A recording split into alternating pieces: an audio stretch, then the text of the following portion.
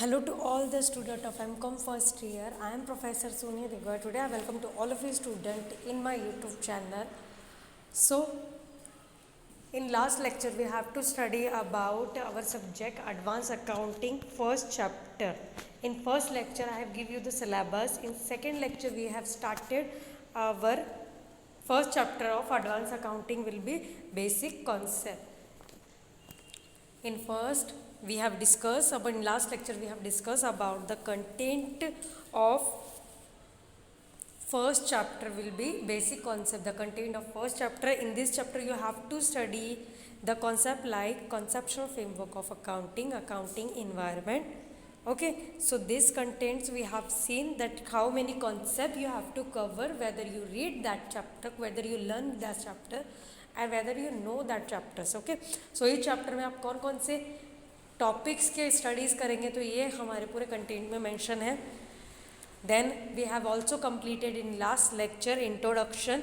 Okay, in introduction we have discussed about conceptual framework of accounting and meaning definition. So we have also discussed about the scope of conceptual framework of accounting. I have tell you only this slide concept and we have started that what is the meaning of FASB. FASB is a financial accounting standard board. Financial accounting, the full form of FASB is financial accounting standard boards conceptual framework which have financial accounting standard board have introduced the concepts of related concept of accounting.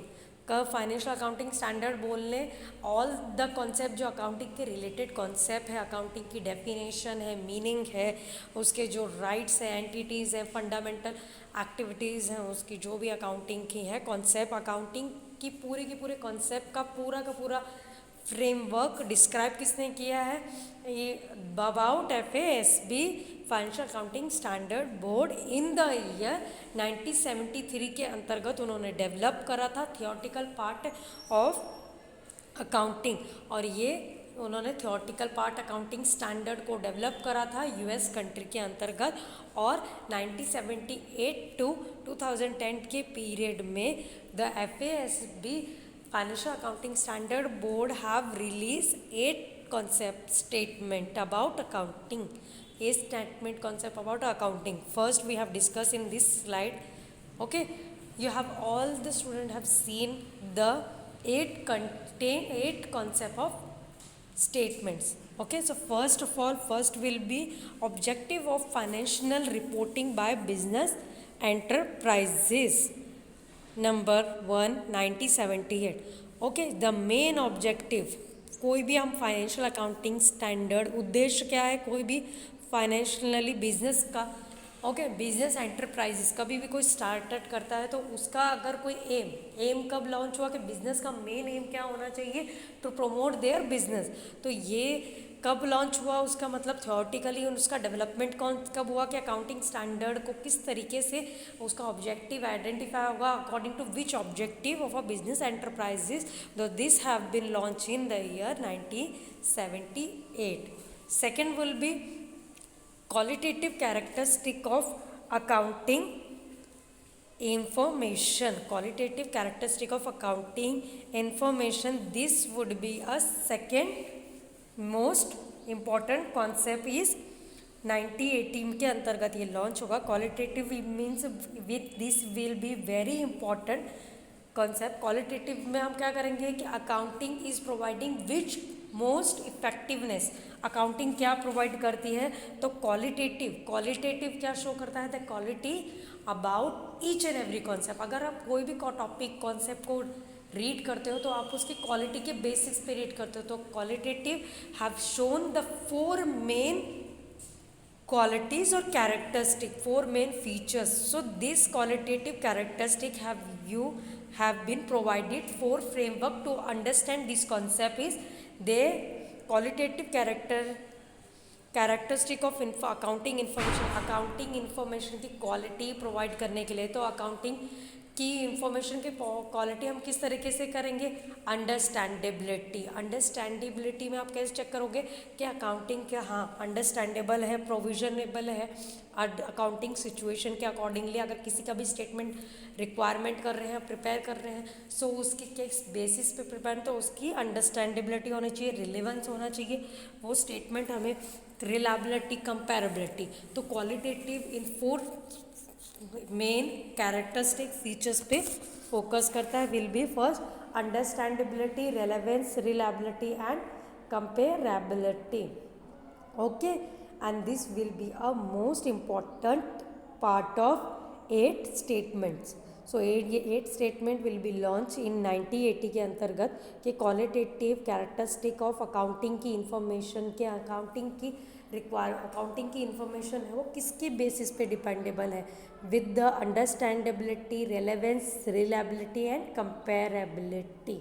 Okay, और they have providing that framework, इसकी वजह से ये framework के अंतर्गत ये चारों concept related हुए और इसके अंडर तो ये क्वालिटेटिव इंफॉर्मेशन प्रोवाइडिंग किसको है, between the accounting information, and that they have provide a true and fair view of directly. कोई भी ऑर्गेनाइजेशन अपना स्टेटमेंट कर क्वालिटेटिव कैरेक्टरिस्टिक अकाउंटिंग को एक फ्लेक्सिबिलिटी प्रोवाइडिंग करती है अकाउंटिंग स्टैंडर्ड को, and they have to give a very true and fair representation of their statements, fair and presentation of a statements which have been revise in 1997। Okay, 1997 में first ये revise हुआ, and then उसके बाद ये 1980 में launch होने के बाद 1970 में इसका प्रॉपर फिर से इसका रिवीजन हुआ, and that we have got our first accounting standard is will be presentation of financial statement. तो फिर इसके टूवर्ड्स होने के बाद presentation of financial statement will be launchable easily. Elements of financial statement of business enterprises. Okay, elements of financial statement will be launched in also year 1980. In elements, okay element आपको एक framework क्या provide करता है कि किस तरीके से आप कोई भी किसी भी कंपनी का हो, बिजनेस एंटरप्राइजेस का हो, मेजरमेंट कर सकते हैं फाइनेंशियल स्टेटमेंट। तो एलिमेंट के अंतर्गत ईच एंड एवरी एलिमेंट की डेफिनेशन दी गई है, just like assets, liability. Okay, asset, liability, equity क्या रहती है, तो ये क्या है, एलिमेंट्स हैं जो फाइनेंशियल कोई भी बिजनेस एंटरप्राइजेस का फाइनेंशियल स्टेटमेंट शो करते हैं, फाइनेंशियल पोजीशन कोई भी कंपनी की शो करती है। एसेट क्या शो करता है, लिएबिलिटीज़ क्या शो करती है, तो ये एलिमेंट्स क्या है, ये एलिमेंट्स है जो फाइनेंशियल स्टेटमेंट को रिक्वायर है to prepare if and to know the financial position of each and every position of every business enterprises, and this will be element ये assets liability के कब लॉन्च हुए थे, will be 1980 के अंतर्गत। Okay, now we move forward to the next slide. In next slide you have to see the fourth objective will, the fourth 8 statement will be objective of financial reporting of a non-business organization 90। Okay, so objective non business organization, जो non business, जो business के related नहीं, जो cooperative काम करती हैं, तो ये बिजनेस ऑर्गेनाइजेशन नहीं है। Okay, this are providing self service to their customer. So इनका क्या उद्देश्य है, ये लॉन्च कब हुआ था, 1980 के अंतर्गत। ये इनकी फाइनेंशियल रिपोर्टिंग किस तरीके से होगी, इनका फाइनेंशियल स्टेटमेंट किस तरीके से एनालाइज होगा, and the objective of that, कि इनके कितने प्रकार के ऑब्जेक्टिव हैं, किस एम के थ्रू वर्ड्स ये अकाउंटिंग फाइनेंशियल रिपोर्ट कर सकते हैं, अपने ट्रांजेक्शन को एनालाइज कर सकते हैं। तो this will be by the non organization have launching in the year 1980। Next, fifth will be recognition and measurement in financial statement of business enterprise। रिकॉग्नाइजेशंस में क्या है, आपको कोई भी एलिमेंट को प्रॉपरली फिर से रिवाइज करना है, अपने फाइनेंशियल स्टेटमेंट की रिकॉर्डिंग करनी है। तो रिकॉग्नाइज क्या शो करता है कि जो आपने फाइनेंशियल स्टेटमेंट को रिकॉर्ड करा है वो आपको परत आप दोबारा रिकॉग्नाइज कर सकते हैं। तो ये किससे है, तो ये 2 कैटेगरीज में डिवाइडेड है। This will be divided into 2 category, will be first recognization and second will be the analyzing and recognition and measurement of statement। recognize से आप क्या, पहले आप देख सकते हो कि हाँ पहले के लास्ट ईयर के फाइनेंशियल स्टेटमेंट किस तरीके से यूटिलाइज करे थे, एनालाइज करे थे, एंड देन फिर आप इस साल के फाइनेंशियल स्टेटमेंट को उसी के हिसाब से मेजरमेंट कर सकते हो। तो recognise and measurement of financial statement of business enterprises will be, मतलब इनका कॉन्सेप्ट कब लॉन्च हुआ था? In the year 1984। ओके, तो इनका कॉन्सेप्ट कब लॉन्च हुआ था? In the year of 1984। 6 element, 6 statement, elements of financial statement, elements of financial statement we have very discuss कि हाँ हमने एलिमेंट्स अभी भी डिस्कस करते हैं इन लास्ट वे। तो ये लास्ट वे में इसके अंतर्गत अभी मैंने आपको बोला FASB have been launching replacement of every statement के एलिमेंट्स क्या क्या हुआ है हमने अभी डिस्कस करे, like asset, liabilities, performance. So ये एक और related concept launch by FASB। Now we move forward to seventh concept will be seventh concept using cash flows in information and present value in accounting measurement। और ये concept launch हुआ 2000 के। Cash flow जो inflow है, outflow है, incoming है, outflowing है, cash flow, cash आना जाना किस तरीके से एनालाइज होता है, उसका स्टेटमेंट क्या रहता है, फ्लो। और ये फ्लो मतलब ये एक्चुअल वैल्यू क्या है और फ्यूचरिस्टिक क्या है। तो ये फ्लो एनालाइज करने के लिए, इनको यूटिलाइज करने के लिए इस टाइप की कैश फ्लो की इंफॉर्मेशन कब लॉन्च हुई? इन द ईयर ऑफ 2000। तो कि हाँ अकाउंटिंग में हम इन कैश फ्लो की वैल्यू को किस तरीके से यूटिलाइज करेंगे, कैसे स्टेटमेंट प्रिपेयर करेंगे, इंफॉर्मेशन किस तरीके से एनालाइज करनी है। दो कैश फ्लो अगर आप मार्केट का, अपनी कंपनी का, ओन कंपनी का एनालाइज कर रहे हैं तो उसका मेजरमेंट किस प्रकार होगा और एंट्री कौन कौन से स्टेटमेंट में होगी। तो ये कॉन्सेप्ट कब लॉन्च हुआ? इन the year of 2000। And the last concept and the last scope of that conceptual framework will be conceptual framework for financial reporting। okay, so this will be replaced in the year 2010।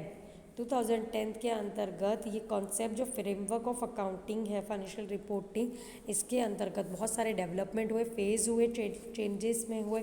और then this statement have given a very accurative data of accounting analysis के accounting को किस तरीके से हमें analyse करना है, prepare करना है, स्टेटमेंट को एनालाइज करना है। तो ये कौन से ईयर में एनालाइज कॉन्सेप्शनल फ्रेमवर्क का फॉर्मेशन हुआ, मतलब डेवलपमेंट हुई? इन द ईयर ऑफ 2010 के अंतर्गत इसमें और सुधार आया इस स्टेटमेंट कॉन्सेप्ट के अंतर्गत, अकाउंटिंग के अंतर्गत और ज़्यादा कॉन्सेप्ट के रिलेटेड फाइनेंशियल किस तरीके से कंडीशन को एनालाइज करना, रिपोर्ट करने के अंतर्गत सुधार कौन से ईयर में आया? इन the year of 2010। okay, now we move forward to, we have also completed our scope, now we move forward to our next concept will be phases of conceptual framework of accounting. Conceptional framework के ही हम phases अभी यहाँ पे हम लोग देख रहे हैं कि कॉन्सेप्शनल फ्रेमवर्क के फेजेस क्या हैं। सो IASB and FASB have jointly developing a common conceptual framework as a part of process conversion between two sets of GAAP. This project is divided into two phases A to H as follow। okay, so phases को you have to analyze, मतलब phases आप किस तरीके से check कर सकते हो। IASB and FASB दोनों एक साथ मिलकर उन्होंने डेवलप क्या करा? कॉन्सेप्शनल फ्रेमवर्क का कॉन्सेप्ट। उसके अंतर्गत उन्होंने सारे कॉन्सेप्ट जो भी रहते हैं उन कॉन्सेप्ट को डेवलप किया, एनालाइज करा with the permission of GAAP। और GAAP ने इन दोनों की जो इन्होंने मिक्सअप करके लॉन्च करे all the process of common conceptual framework, तो GAAP has been accepted the two conceptual framework of accounting। GAAP ने एक्सेप्ट करा टू सेट्स को, इन दोनों के सेट्स को एक्सेप्ट करके and then they have to this project make. तो ये उन्होंने फेजेस क्या है डिवाइड करे, they have to divided into 8 phases और ये डिवाइडेड हुआ A to H के फॉर्म में। सो ये दोनों ने मिलकर GAAP को के साथ प्रोसेस करके, GAAP is not generally accepted accounting principles, जो भी अकाउंटिंग रिलेटेड प्रिंसिपल है वो लॉन्च करे हैं GAAP ने। And GAAP has been replace by a GAT and that GAT is replaced by GAT and then we have to conversions of all these phases। so ये 8 phases हम लोग यहाँ पे व्यू करेंगे। First will be objective of qualitative characteristic. हम लोगों ने अभी देखा क्वालिटेटिव कैरेक्टरिस्टिक ऑब्जेक्टिव फर्स्टली कि अकाउंटिंग और कॉन्सेप्शनल कोई भी टॉपिक के रिलेटेड का क्या डेवलपमेंट होती हैं, उसका ऑब्जेक्टिव उद्देश्य क्या रहता है, तो उसको फर्स्ट फेजेस में रिकॉग्नाइज करा कि अकाउंटिंग के related. And secondly elements, what type of elements will be we have to whether we making an accounting. So कोई भी रिलेटेड टॉपिक के ऊपर आप बात करें पर तो उसके क्या क्या एलिमेंट्स होते हैं, क्या मेजरमेंट किस प्रकार से, अगर आपको उसका प्रॉपरली यूटिलाइज रहेगा कि किस टाइप से उसको एनालाइज करना है स्टेटमेंट को, तो आप पहले अगर आपने फर्स्टली आपने लास्ट ईयर प्रिपेयर करा होगा तो उसको आप व्यू करके करंट ईयर में आप प्रिपेयर कर सकते हो, तो उसको रेकग्नाइजेशन बोलते हैं। And then you have to measurement. तो ये क्या है, this are the 2 phases of account conceptional framework of accounting. Then move forward to a next slide. Next slide में आप देखेंगे कि हाँ उसके बाद वो क्या मेजरमेंट करेंगे statement of accounting, how they have measured the current position of accounting. And then fourth will be reporting entity. In reporting entity you have to analyze कि ईच एंड एवरी ऑर्गेनाइजेशन जो business अपना setup करते हैं, organise करते हैं, तो वो किस तरीके से अपने स्टेटमेंट को मेजरमेंट में क्या रहता है कि वो हाँ अपनी पोजीशन को किस तरीके से मेजर करते हैं कि उनका परफॉर्मेंस प्रॉफिट में है या लॉस में है। एंड रिपोर्टिंग क्या मतलब कि डे टू डे उनकी एंट्रीज, रिपोर्टिंग प्रोसेस कैसी है, कंपनी की ग्रोथ में है क्या ग्रोथ लॉस में है, तो ये देखते हैं रिपोर्टिंग एंटिटी। कोई भी ऑर्गेनाइजेशन की रिपोर्टिंग क्या शो करती है कि ऑर्गेनाइजेशन की performance and day to day all the staff working की किस तरीके से करता है। एंड प्रेजेंटेशन एंड डिस्क्लोजर कि कौन कौन से जब कोई भी पोजिशन प्रोजेक्ट हो या किसी भी रिलेटेड तो उनका किस तरीके से कौन कौन सी चीज़ों को डिस्क्लोज करना चाहिए, कौन कौन से एलिमेंट्स को डिस्क्लोज करना चाहिए एनालाइज करते समय, प्रेजेंटेशन करते समय। सो ये व्यू करते हैं। And 6 purpose and status, what is the most important purpose of any kind of concept के मेन पर्पस क्या है। कोई भी हम कॉन्सेप्ट के रिलेटेड बात करते हैं तो उसका मेन पर्पस क्या रहता है एंड स्टेटस क्या है करंटली, तो वो एनालाइज करते हैं। In 7th one we have also utilized application to not for profit entities. Application to not for मतलब अगर कोई नॉन प्रॉफिट है क्या कि non profit organization just like NGO का एग्जांपल अगर आपको दे तो उनका एक फॉर्म अकाउंटिंग स्टेटमेंट को एनालाइज करने का statement revaluation flow of procedure will be very different, but they have an follow same statement but they have to follow other kinds of legal consideration application formation. So they have required a separate legal formation of accounting. And then lastly finalization of their statement. First उसका main अगर कोई statement को भी आप analyse कर रहे हैं तो उसमें क्या देखते हैं कि उसका मेन ऑर्गेनाइजेशन का कोई भी ऑब्जेक्टिव होना चाहिए। Then they have provide a qualitative characteristic. Secondly कोई भी स्टेटमेंट प्रिपेयर तो उसके एलिमेंट्स क्या हैं, स्टेटमेंट को एनालाइज करने के एसेट क्या शो करता है, लायबिलिटीज़ क्या शो करता है। देन आपको कोई स्टेटमेंट एनालाइज करने के रिकॉग्नाइजेशन क्या शो करता है कि लास्ट ईयर हमने कौन सा स्टेटमेंट प्रिपेयर करा था तो हमने कौन कौन से एलिमेंट्स एनालाइज करे थे। एंड फिर आज की फाइनेंशियल स्टेटमेंट प्रिपेयर करने में वो यूज़फुल रहता है क्योंकि वो इजीली कवर अप हम कर सकते हैं, प्रीवियस ईयर की परफॉर्मेंस को चेक करके करंट ईयर की परफॉर्मेंस को यूटिलाइज कर सकते हैं, मेजर कर सकते हैं। ओके, तो रिकॉग्नाइजेशन वो शो करता है। मेजरमेंट की मेजरमेंट ऑफ स्टेटमेंट किस प्रकार होगा ये हमें ये इन दोनों का कॉम्बिनेशन होके मिलता है FASB और IASB। रिपोर्टिंग एंटिटी किस प्रकार होगी कोई भी ऑर्गेनाइजेशन की, presentation disclosure, purpose, status, application to not for profit entity, and lastly finalization of all kinds of concept which you have to talk. अगर कोई भी टॉपिक पे आप बात करोगे तो उसका मेन किस तरीके से आप उसको क्लोज करोगे, किस तरीके से स्टेटमेंट को क्लोज करोगे, तो ये एनालाइज हम फाइनलाइजेशन में लास्टली हम देखेंगे। Then we move forward to a next slide. Next slide में हम लोग इस डिस्कस करेंगे the purpose and status of conceptional framework of accounting. Purpose and status of conceptional framework of accounting का क्या है।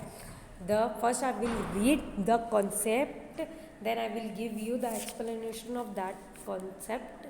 The framework does not have the status of an IAS, does not override any specific IAS, and in case of conflict between the framework and if as the letter previous of the performance framework.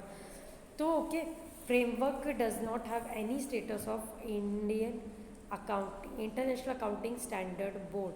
Okay, तो framework ऐसा नहीं है कि कोई भी accounting कोई भी particular status framework का नहीं है कि हाँ फ्रेमवर्क ये शो एग्जैक्टली कर रहा है तो इसको फॉलोअप करना पड़ता है, but framework have been and about telling about some concept which we have talk. Framework में क्या है, कॉन्सेप्ट की रिलेटेड इन्फॉर्मेशन रहती है। तो इसी के अंतर्गत दो ये framework and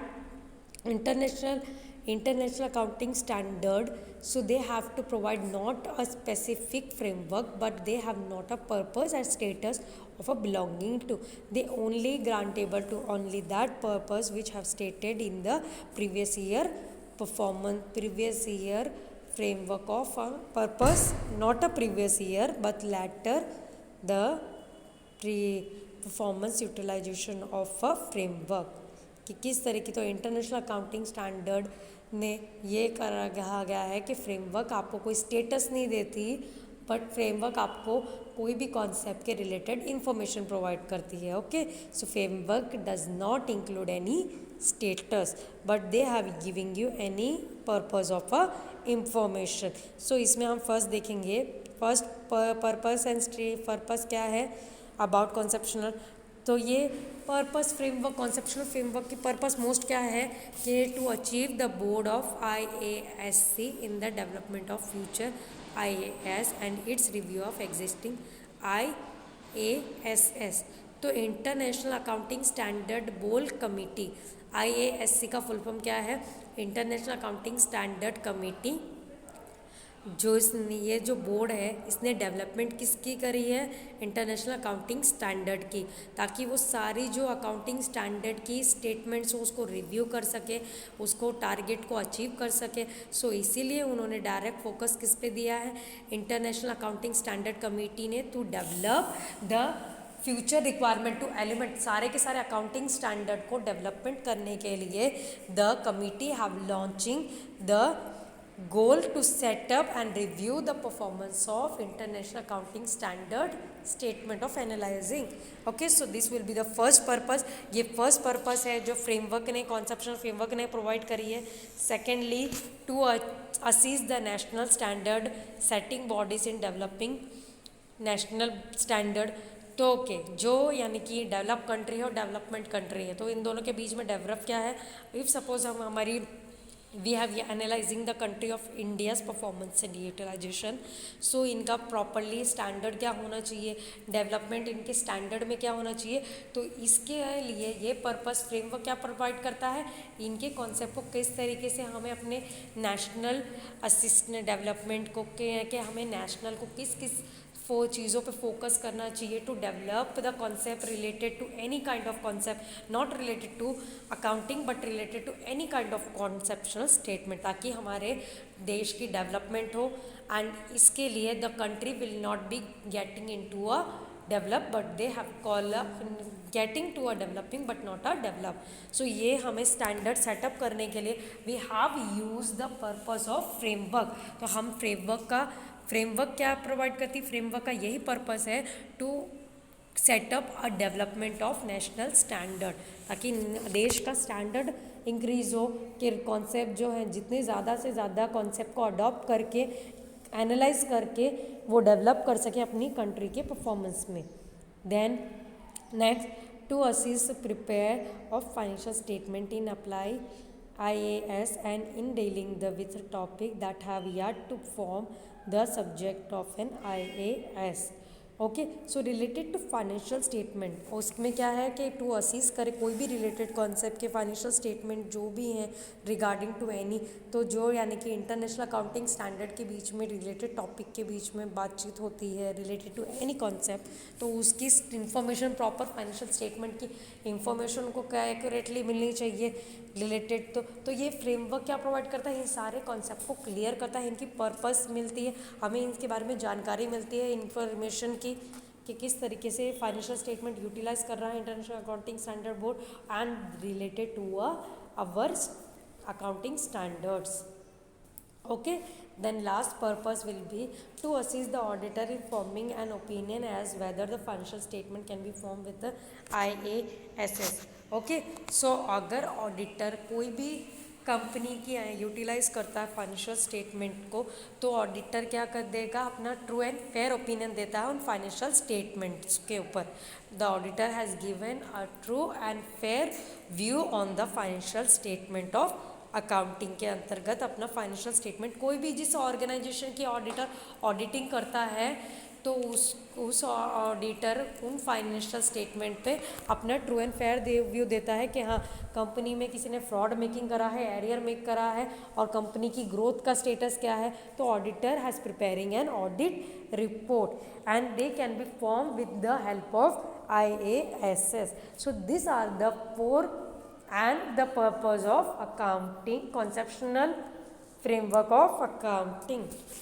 Okay, so these are the target and these are the purpose which have been provided us and our for the development of a country's standard and performance of a accounting. Okay, so then we move forward to a next topic. Next topic will be we have to tell you the accounting standard, accounting environment, not accounting standard but accounting environment. Accounting environment क्या show करता है, first of all हम लोग read करेंगे ये concept, इस slide में जो इन्फॉर्मेशन करी गई है. Okay, the word environment is derived from French word environment which means to encircle or surround accounting environment, which refers to the aspects of accounting concept which influence the procedure of accounting and effect of accounting on concerned people. Okay, तो environment को अगर French ने the word environment ने French word ने क्या describe कर सकता है, एन सर्कल.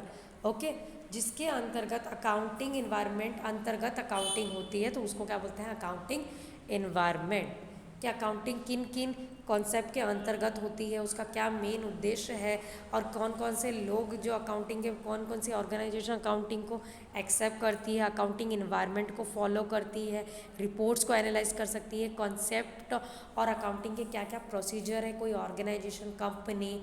तो ये मेन क्या है, अकाउंटिंग इन्वायरमेंट क्या शो करता है कि हमें कोई भी स्टेटमेंट को एनालाइज करना हो तो उसकी इन्फॉर्मेशन किस प्रकार रहेगी. तो अकाउंटिंग इन्वायरमेंट क्या शो करता है, जिसके रिलेटेड अकाउंटिंग होती है. तो environment is show the related concept about of accounting, कि किस तरीके से अकाउंटिंग फ्लो करती है. ओके, तो अकाउंटिंग के क्या क्या बेसिक कॉन्सेप्ट हैं उसको एनालाइज करती है. और ईजिली आई हैव से easily have say that second slide में ये क्या शो करा गया है कि अकाउंटिंग क्या है, बहुत ग्रोइंग कॉन्सेप्ट है. अकाउंटिंग क्या है, ग्रोइंग और डेवलपिंग कॉन्सेप्ट है जो आज भी डेवलप हो रहा है day to daily. Okay, there has been many changes relating to their concept, कि हाँ उसकी डेवलपमेंट हो रही है स्टैंडर्ड्स के अंतर्गत और के चेंजमेंट हो रही है डेवलपमेंट में, कॉम्प्रिहेंशन में. तो accounting is a very developing subject and it has been follow the accounting development. और अकाउंटिंग इन्वायरमेंट क्या शो करता है, डेवलप करता है अकाउंटिंग के कॉन्सेप्ट को. क्या करता है, डेवलप करता है अकाउंटिंग के कॉन्सेप्ट्स को. अकाउंटिंग इन्वायरमेंट क्या डेवलप करता है, जो भी रिलेटेड अकाउंटिंग के concept, just like accounting standard आ गए, basic concept of accounting, just like accounting के इंट्रोडक्शन, मीनिंग हो गए, और उसके जो फंडामेंटल राइट्स हो गए, और fundamental activities of accounting, rules of accounting. तो ये जो बेसिक कॉन्सेप्ट है अकाउंटिंग स्टैंडर्ड है, तो ये अकाउंटिंग इन्वायरमेंट ने इन सारी चीज़ों के अंतर्गत स्टडी करी है, इन सारी चीज़ों को यूटिलाइज़ करा है.